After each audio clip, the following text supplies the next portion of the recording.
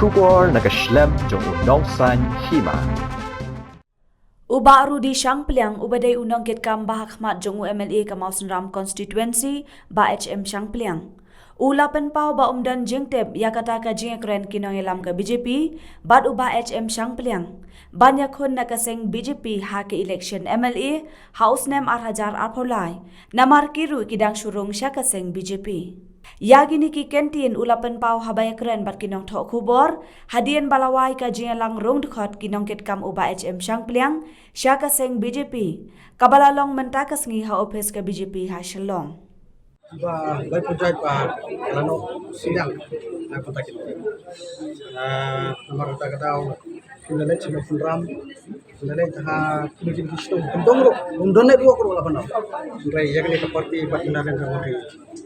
kita to ya kata teng ni nomor kata katau ba ka pulongi baro ba lomba ka jini kendo baki 2% ka jini ba idon kam penwara ke development haga konstitusi itu dia tangga di parti ini ba penwara pidi no kisan barat ba do mas ile no lara pas ka be chuo to abi kuma sa no kami apa lar ma parti try ka orang kami ini ba ihapan kumbang lapan scam try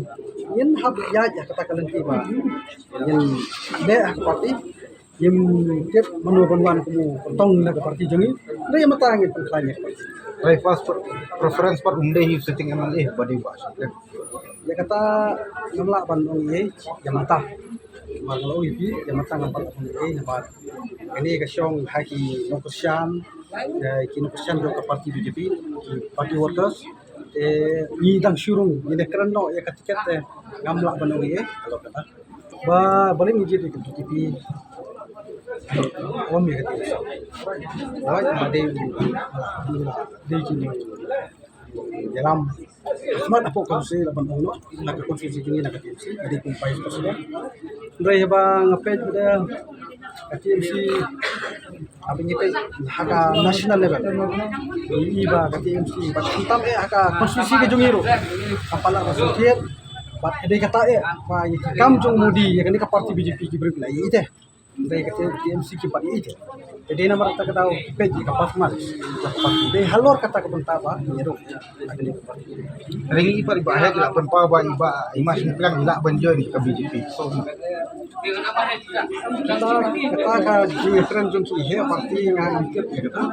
ni te idang surung shen menta blok idang surung menta ini surung 68 puli